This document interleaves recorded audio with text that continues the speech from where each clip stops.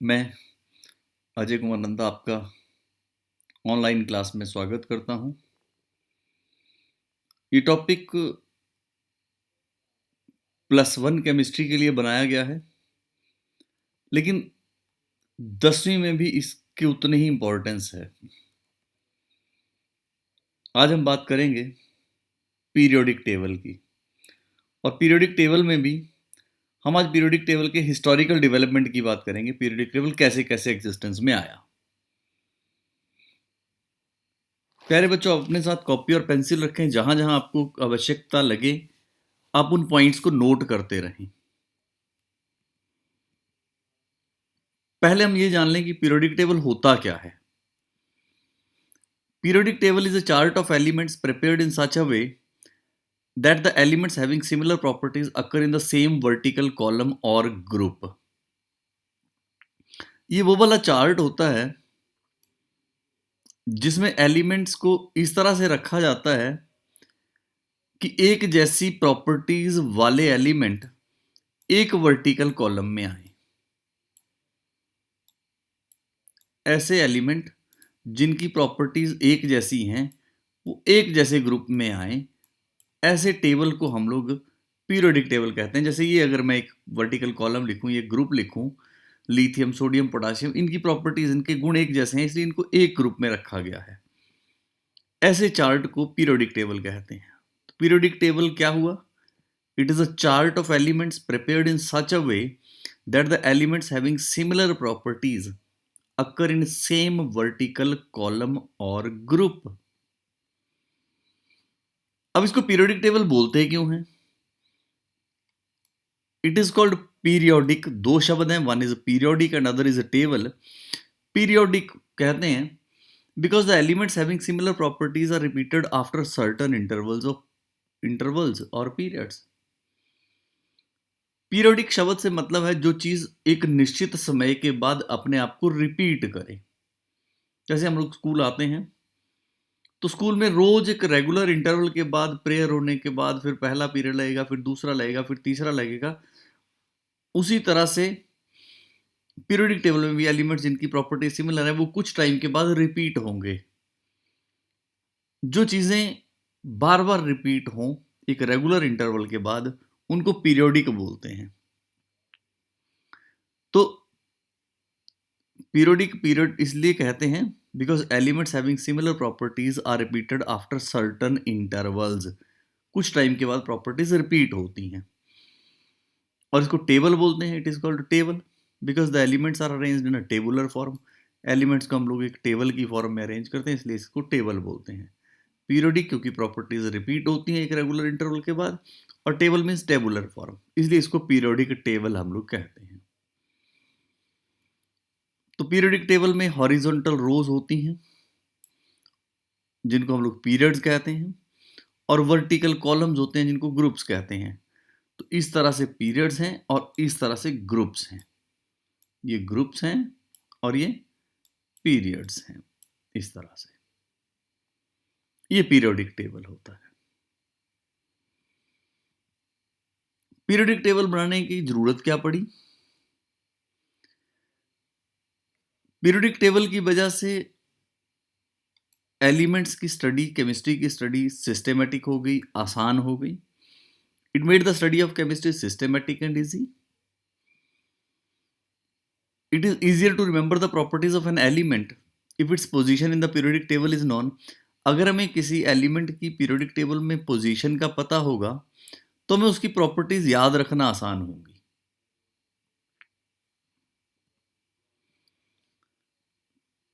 The type of compounds formed by an element can be predicted by knowing the position in the periodic table. अब कोई element periodic table में कहाँ है उसके हिसाब से हमें पता लगेगा कि वो कैसे कंपाउंड बनाएगा। जैसे अगर मैं पहले ग्रुप की बात करूं तो पहले ग्रुप में मेरे पास सोडियम है। अब सोडियम के ऑक्साइड इस तरह के होंगे। पोटाशियम है, पोटाशियम के ऑक्साइड इस तरह के होंगे, K2O टाइप। अगर मैं सेकंड ग्रुप की बात करूं तो सेकंड ग्रुप में वी हैव गॉट कैल्शियम, इसका ऑक्साइड CaO टाइप है। We have got magnesium, the oxide is MgO। तो इसके कंपाउंड कैसे होंगे वो पीरियोडिक टेबल की पोजीशन से हमें आइडिया लग जाता है, उसे हमें पता लग जाता है। सो ये कुछ एक एडवांटेजेस थी पीरियोडिक टेबल की। अब पीरियोडिक टेबल की मैंने कहा जरूरत क्यों पड़ी, वो देखें आप। इन द ईयर 1800 1800 वर्ष 1800 में हमारे पास सिर्फ 31 एलिमेंट्स नॉन थे, सिर्फ 31 एलिमेंट्स का हमें पता था। 1865 आते आते by the year 1865 the elements doubled, वो दुगने से भी ज्यादा हो गए, 63 एलिमेंट्स पर नॉन। इस समय करीब 114 एलिमेंट्स पता हैं, 114 और 115 एलिमेंट्स आर नोन। और नए एलिमेंट्स को सिंथेसाइज करने के लिए भी एफर्ट्स किए जा रहे हैं, नए एलिमेंट्स बनाने के लिए भी एफर्ट्स किए जा रहे हैं। मींस ये नंबर और बढ़ सकता है, this number is likely to increase. तो ऐसे में इन सारे एलिमेंट्स की केमिस्ट्री और उनके आगे बने हुए कंपाउंड्स के बारे में पढ़ पाना ये बहुत ज्यादा डिफिकल्ट हो गया।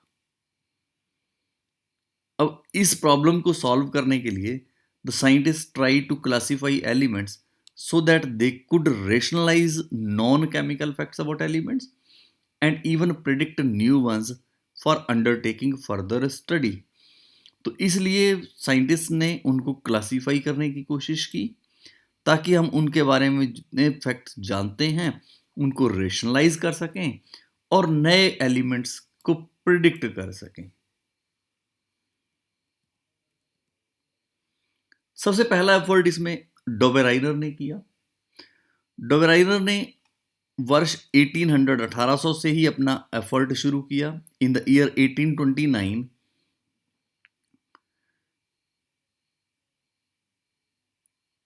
he found a similarity among the physical and chemical properties of several groups of three elements। John Dobereiner ने 1829 में ये देखा कि तीन तीन एलिमेंट्स की प्रॉपर्टीज एक जैसी थी और उस ग्रुप को, तीन एलिमेंट्स के उस ग्रुप को ट्रायड कहा। हिंदी में त्रिक शब्द हम लोग यूज करते हैं, डोबेराइनर त्रिक। त्रिक या ट्रायड मतलब तीन एलिमेंट्स का समूह, तीन एलिमेंट्स का group, a group of three elements जिनकी फिजिकल और केमिकल प्रॉपर्टीज एक जैसी थी। जैसे alkali metals group, lithium atomic number 7, sodium 23, potassium 39, इन तीनों की प्रॉपर्टीज एक जैसी थी, इन तीनों के गुण एक जैसे थे, physical and chemical, alkali metal group. दूसरा alkaline earth metal group, that was calcium, strontium and barium, they were having similar properties। Third is chlorine, bromine and iodine, they were also having similar properties।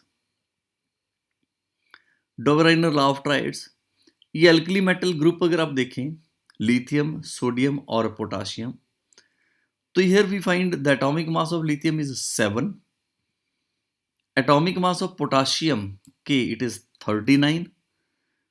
अगर इन दोनों का हम लोग arithmetic mean निकालें तो that is 7 + 39 is 46 upon 2 23। 7 और 39, 7 और 39 का मीन निकालेंगे तो इट इज 23 और 23 is the atomic mass of sodium. तो इस तरह से हमने ये देखा कि जो मिडल एलिमेंट है इसकी प्रॉपर्टीज इन दोनों के अर्थमेटिक मीन के बराबर हैं या इनके बिल्कुल मिडवे हैं, इनके बीच में हैं।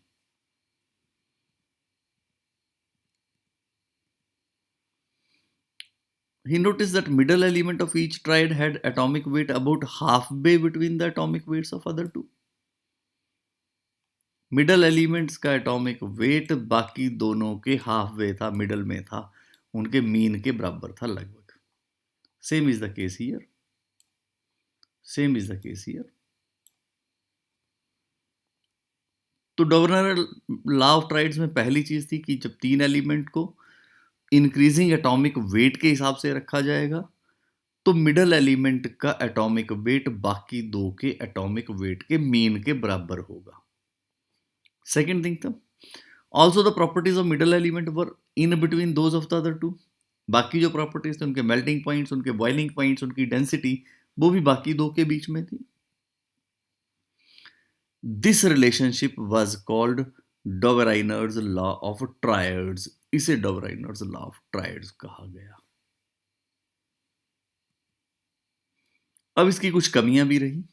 There were certain limitations. Limitations means कमियां.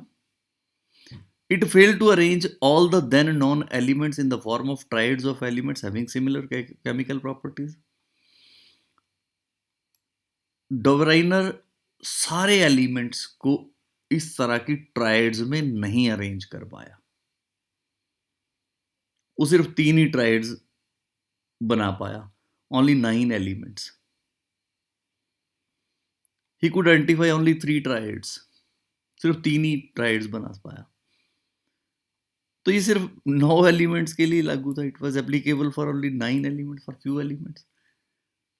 तो it was dismissed and it was said that it was a mere coincidence. ये महज एक इत्तेफाक है कि 3 की प्रॉपर्टीज एक जैसी है. So this classification was dismissed. उसके बाद शेंकर टाइस ने सिलिंड्रिकल टेबल बनाया.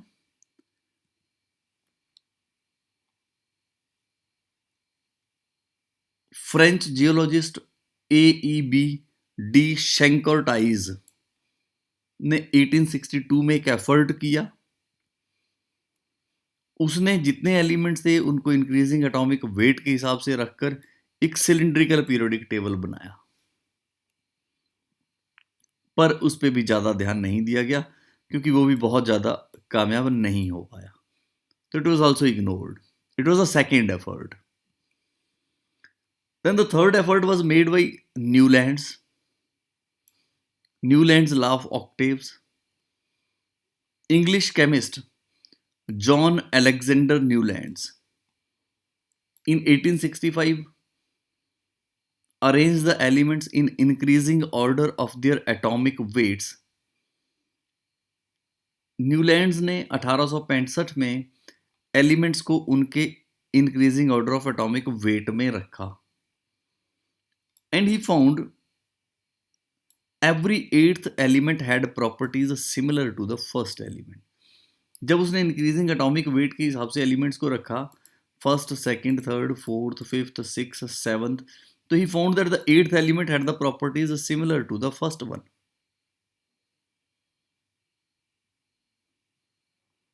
This is called Newlands law of octaves. ये बिल्कुल वैसे ही था. Like every 8th note that resembles the first octave of music. जैसे म्यूजिक की ऑक्टेव में पहला 8वां सुर पहले सुर के जैसे होता है. सा, रे, गा, मा, पा, धा, नी, अगेन सा.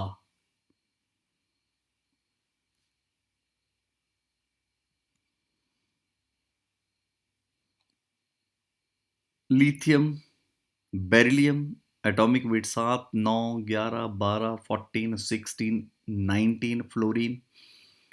अब अगर आप देखेंगे तो ये फर्स्ट एलिमेंट है, ये second element, third element, fourth element, fifth, sixth, seventh. The 8th element sodium had properties similar to the lithium. जब एलिमेंट्स को increasing order of atomic weights के अकॉर्डिंग रखा गया तो 8th element had the property similar to the first. अब अगर मैं इसको फर्स्ट गिनूं, first, second, third, fourth, fifth, sixth, seventh, then the 8th element potassium had property similar to that of sodium.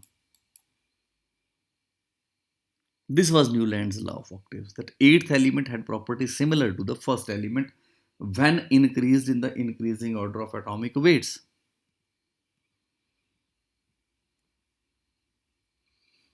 पर इसकी सबसे बड़ी प्रॉब्लम थी, इसकी सबसे बड़ी लिमिटेशन थी, it was true only up to calcium. सिर्फ कैल्शियम तक ही सही था, उसके बाद नहीं. It was true up to calcium only. तो इसलिए ये जो आइडिया था इट वाज नॉट एक्सेप्टेड, इसको इग्नोर कर दिया गया। पर बाद में but later on in the year 1887 1887 में न्यूलैंड्स को डेवी मेडल से सम्मानित किया गया by the Royal Society of London. Then came Lothar Meyer graphs. Lothar Meyer ने कुछ periodic properties like atomic volume, melting point, boiling points versus atomic mass, ये graph plot किया। एटॉमिक वेट और atomic properties like atomic volume, melting point, boiling point, ये graph plot किए। और जब उसने ये ग्राफ प्लॉट किए, he obtained periodically repeated pattern, उसने एक पीरियोडिकली रिपीटेड पैटर्न पाया। पर उस पीरियोडिक पैटर्न की लेंथ न्यूलैंड्स से अलग थी। He observed a change in the length of that repeating pattern. उसने ये देखा कि ये नहीं कि हर 8वें एलिमेंट की प्रॉपर्टीज पहले जैसी हैं। He found a different trend. और फिर उसने इन द ईयर 1868 एक टेबल बनाया which is somewhere like modern periodic table. पर उसका काम पब्लिश नहीं हो पाया। In the meantime another scientist Dmitri Mendeleev ने अपना पीरियोडिक टेबल पब्लिश करवा दिया। लोथर मेयर ने मेंडलीव के बाद पब्लिश करवाया था। इन दोनों साइंटिस्ट ने अलग अलग काम किया, एक अपनी जगह काम कर रहा था, दूसरा दूसरी जगह काम कर रहा था। दोनों ने एक जैसी सोच रखी, पर 1869 में इन दोनों ने जो पीरियोडिक लॉ दिया वो ये कहा, on arranging elements in increasing order of their atomic weights, जब एलिमेंट्स को increasing order of atomic weights में रखा जाता है तो similarities appear in physical and chemical properties at regular intervals. तो रेगुलर इंटरवल के बाद प्रॉपर्टीज रिपीट होना शुरू हो जाती हैं। This was proposed by Lothar Meyer and Mendeleev in the year 1869। Mendeleev ने जो पीरियोडिक लॉ दिया वो क्या था, उसकी बात करें।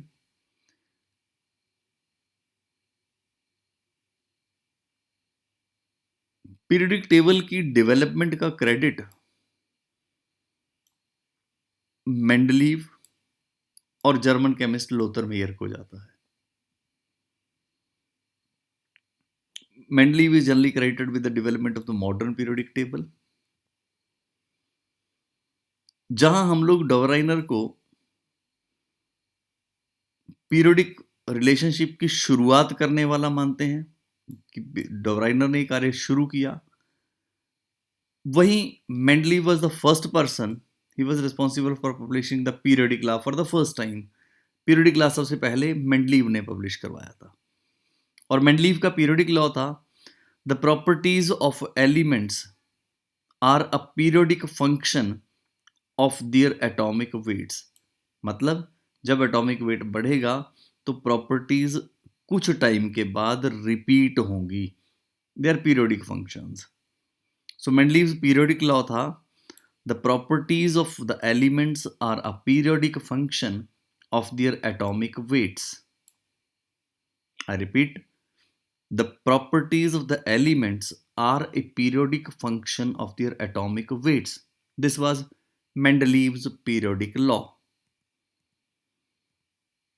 मेंडलीव के अगर हम पीरियोडिक टेबल की बात करें, जो टेबल उसने बनाया, he arranged elements in horizontal rows and vertical columns in order of increasing atomic weights in such a way that elements with similar properties occupied same position in the vertical group.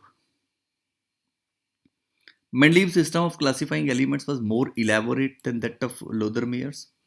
Lothar Meyer से ज़्यादा elaborate था.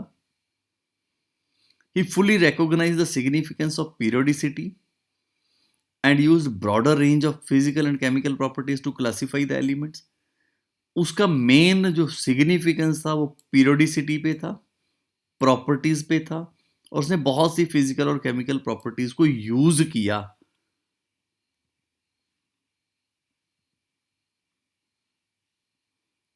In particular, Mendeleev relied on similarities in empirical formulas and properties of the compounds formed by the elements. जैसे कोई एक element है, उसके compound, जैसे अगर उसने देखा कि ROSO इस तरह के ऑक्साइड ये बना रहे हैं, तो उन सबको एक कैटेगरी में रखा. अगर कुछ इस तरह से कंपाउंड बना रहे हैं, R2O S2O, तो they were kept in the separate group.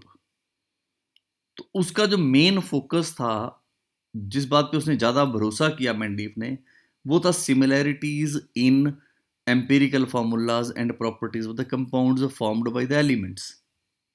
जो कंपाउंड वो बनाते थे उनकी प्रॉपर्टीज पर उसका मेन फोकस रहा. उसने ये भी पाया कि some of the elements did not fit in with his scheme of classification if the order of atomic weight was strictly followed. उसे लगा कि अगर मैं सबको स्ट्रिक्टली एटॉमिक वेट के हिसाब से रखूंगा तो कुछ एलिमेंट प्रॉपर्टीज के हिसाब से ठीक नहीं बैठ रहे थे. जब एलिमेंट्स को increasing order of atomic weight में रखा गया तो कुछ एलिमेंट फिट नहीं बैठ रहे थे प्रॉपर्टीज के हिसाब से. उसने इग्नोर कर दिया, इग्नोर्ड एटॉमिक वेट्स. उसने ये मान लिया कि atomic measurements might be incorrect, कि हो सकता है कि एटॉमिक मास गलत हो. इसलिए उसने एलिमेंट्स को प्रॉपर्टीज के हिसाब से अरेंज किया. जैसे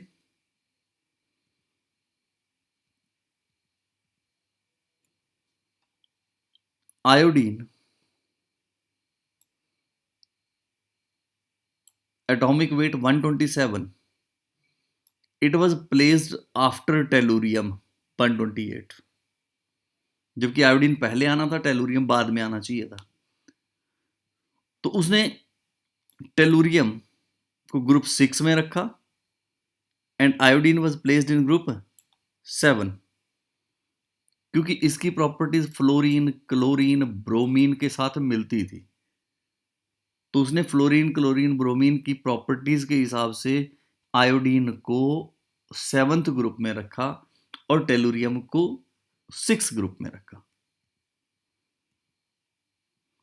While arranging the elements of similar properties in the same group, he proposed that some of the elements were still undiscovered. जब वो प्रॉपर्टीज के हिसाब से एलिमेंट्स को रख रहा था तो उसे लगा कि कुछ एलिमेंट्स की अभी खोज ही नहीं हुई है, और इसलिए उसने कुछ खाली जगहें छोड़ दी. He left several gaps in the periodic table. ये आप देखिए, एलिमेंट एल्यूमिनियम के बाद there was a gap. Here it was a gap after titanium. तो ये कुछ एक गैप उसने छोड़ दिए थे क्योंकि इस तरह की प्रॉपर्टीज के एलिमेंट उसे नहीं मिले थे. तो उसने कहा कि यहां पे एलिमेंट्स बाद में इनकी डिस्कवरी होगी. There were certain gaps. He left gap under aluminium, gap under silicon. Aluminium के बाद वाले को, आफ्टर एल्यूमिनियम के लिए उसने use the word eka aluminium. Silicon के बाद एका सिलिकॉन. और बाद में ये जो एलिमेंट्स थे, गैलियम एका एल्यूमिनियम एंड जर्मेनियम एका सिलिकॉन, दे वर डिस्कवर्ड. और उसने इन प्रॉपर्टीज एलिमेंट्स की, जो बाद में उसने कहा कि यहाँ पे एलिमेंट्स बाद में डिस्कवर होंगे, लाइक गैलियम एंड जर्मेनियम, जैसे उन्हें एका एल्यूमिनियम और एका सिलिकॉन कहा, उनकी प्रॉपर्टीज उसने प्रिडिक्ट कर दी थी. ये here after aluminium it was एका एल्यूमिनियम व्हिच वाज गैलियम, एका silicon that was germanium. This were discovered later on. उसने इनकी प्रॉपर्टीज प्रिडिक्ट कर दी थी. जरा उसकी प्रॉपर्टीज को देखते हैं. एल्यूमिनियम के बाद उसने कहा कि एका एल्यूमिनियम जिसको रखा था, अकॉर्डिंग टू मेंडलीव उसका एटॉमिक मास 68 होना चाहिए था. And it was 69.7, almost same, लगभग बराबर था। उसने कहा था कि ये जो एलिमेंट आएगा इसकी डेंसिटी लगभग 5.9 होगी, इट वाज 5.94। इसका मेल्टिंग पॉइंट कम होगा, इट वाज 303, बहुत कम, केल्विन में 303, लगभग 30 डिग्री सेंटीग्रेड के आसपास। इसके जो ऑक्साइड्स का फार्मूला होगा that was R2O3 type and it was found gallium 2 oxide O3। इसके हैलाइड्स क्लोराइड्स RCl3 टाइप होंगे और गैलियम Cl3 ऐसे ही कंपाउंड थे। तो जो उसने प्रिडिक्ट किया था, बाद में जब डिस्कवरी हुई तो देवर ऑलमोस्ट सेम। यही चीज एक का सिलिकॉन के लिए एटॉमिक मास 72 होना चाहिए, इट वाज फाउंड 72.6, डेंसिटी 5.5 होनी चाहिए थी, 5.36 पाई गई। इसका मेल्टिंग पॉइंट बहुत ज़्यादा होगा, हाई होगा, it was 1231 kelvin. Oxide RO2 type होंगे, it was germanium oxide GeO2। Chlorides RCl4 type होंगे और GeCl4 टाइप थे। तो उसने प्रॉपर्टीज भी प्रिडिक्ट कर दी थी।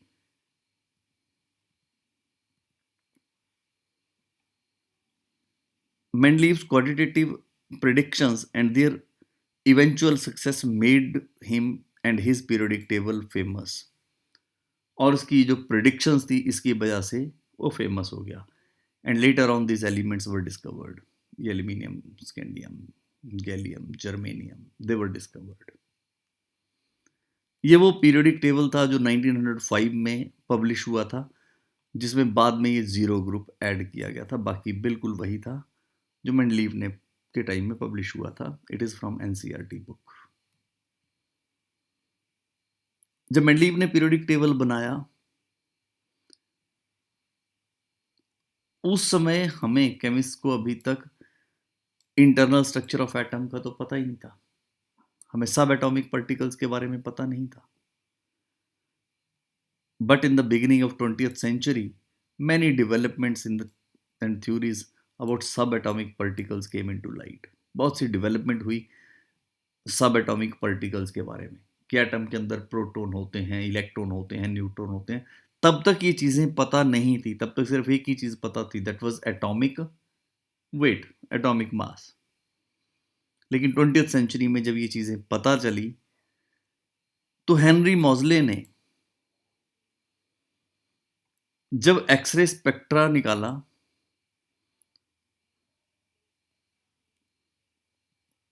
और उसको उसने अरेंज किया अकॉर्डिंग टू एटॉमिक मास, तो ही फाउंड इट इरेगुलर। एक ग्राफ प्लॉट किया गया, square root of frequency, X-rays की फ्रीक्वेंसी का square root versus atomic number. तो ये एक स्ट्रेट लाइन था। Atomic number means number of protons, जो बाद में डिस्कवरी हुई आफ्टर मेंडलीव। तो फ्रीक्वेंसी और एटॉमिक नंबर का ग्राफ स्ट्रेट लाइन था and not square root of frequency and atomic mass, ये स्ट्रेट लाइन नहीं था। तो यहां से ये लगा कि प्रॉपर्टीज ज्यादा डिपेंड करती हैं एटॉमिक नंबर पर as compared to atomic mass. जब ये ग्राफ स्ट्रेट लाइन था तो इसका मतलब ये हुआ कि प्रॉपर्टीज ज्यादा डिपेंड करती हैं एटॉमिक नंबर पर than atomic mass. It was found by Henry Moseley, ये हेनरी मॉजले ने पाया। तो इसलिए उसने कहा कि atomic number is a more fundamental property of an element than its atomic mass. किसी एलिमेंट की ज्यादा फंडामेंटल प्रॉपर्टी एटॉमिक नंबर है, एटॉमिक मास नहीं। और इस तरह से Mendeleev's periodic law was modified. फिर मेंडलीव का पीरियोडिक लॉ भी मॉडिफाई कर दिया गया and it was called modern periodic law. So modern periodic law states the physical and chemical properties of the elements are periodic functions of their atomic numbers। जहाँ मेंडलीव ने कहा था physical and chemical properties are periodic functions of atomic masses, वही modern periodic law कहता है the properties physical and chemical properties are periodic functions of atomic numbers. बाकी हम लोग नेक्स्ट लेक्चर में डिस्कस करेंगे। Thank you very much.